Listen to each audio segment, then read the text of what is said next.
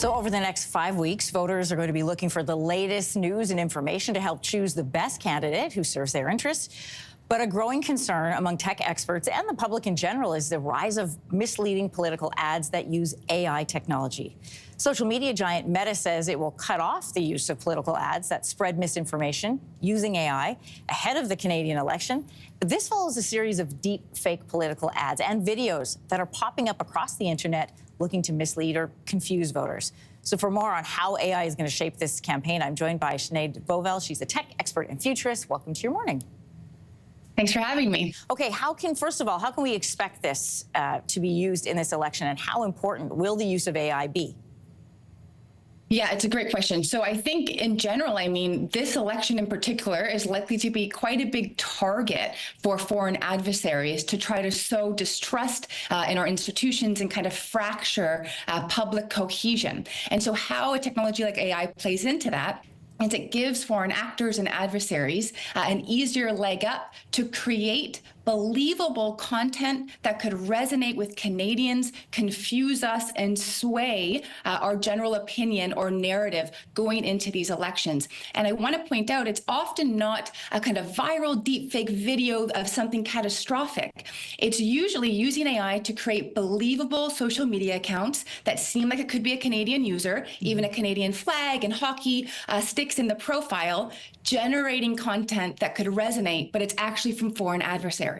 We're going to get to an example in just a moment, because I think that's what people are looking for. Like, how do I know what comes up in my feed? Is this real or AI? Just before we get to that, though, Liberal leader Mark Carney said part of Canada's sovereignty in relation to cyber warfare will be around AI. I want to give everybody a chance to hear what he had to say.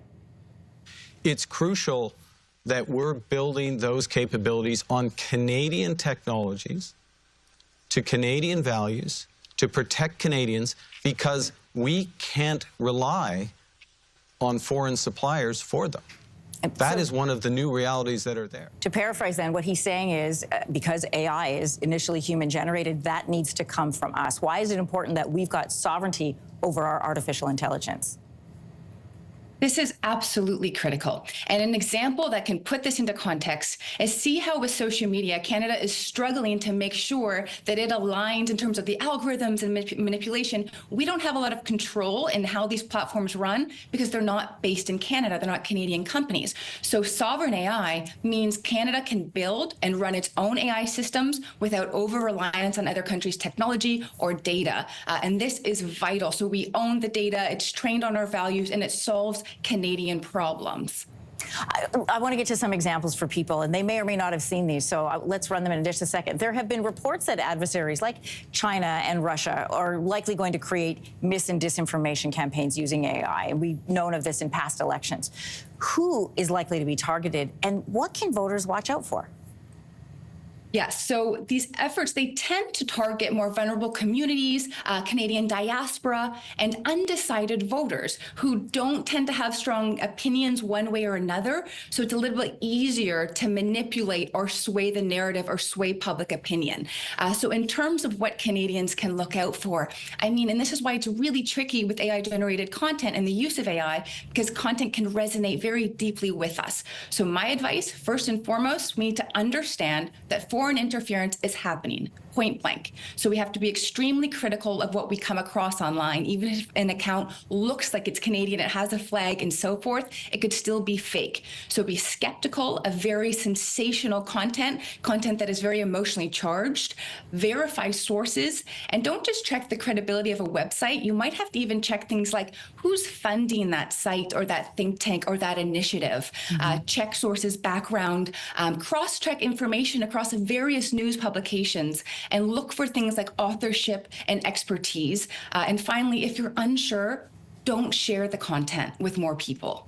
Yeah, absolutely. Listen, we're on the verge of an AI revolution. Both the Liberals and the Conservatives have expressed the importance of investing in AI. What should voters pay attention to most when it comes to their plans for AI?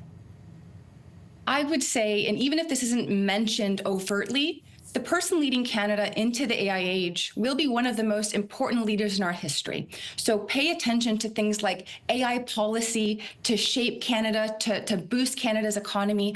How is the leader going to ensure that Canadian workers are trained and prepared for the jobs of the future? How are we going to use AI to strengthen healthcare? And understand that AI also possesses its own national security threats and risks. So also think about that as you go to make your decision at the polls. You know, Sinead, really quickly, we talked about how Meta off the top is going to be, overseeing it. They've promised to remove ads that look like that they're deep fakes or they've been used to spread mis and disinformation. They also have a news ban on here in Canada where you can't access over their platforms news or mainstream media sites. So how is it that they're both trying to help but also are part of the problem at the same time? The most honest way to say this is that at the end of the day, Meta and a private company has a fiduciary duty to shareholders, not the general public. So even though they are going to step up efforts during this election, at the end of the day, that is where their duty lies. So if we think it's helpful or harmful, that's who they're really catering. So my advice, go straight to news organizations' websites, go straight to the candidates themselves, and have as reliable sources as possible in this moment. Yeah, and to remember, there's a difference between news and information. Sinead Beauville, tech expert and futurist, always great to have you on. Thanks so much for being here. Thanks for having me. If you like that video, make sure to subscribe to the Your Morning YouTube feed, where you can find all kinds of new content posted every weekday morning.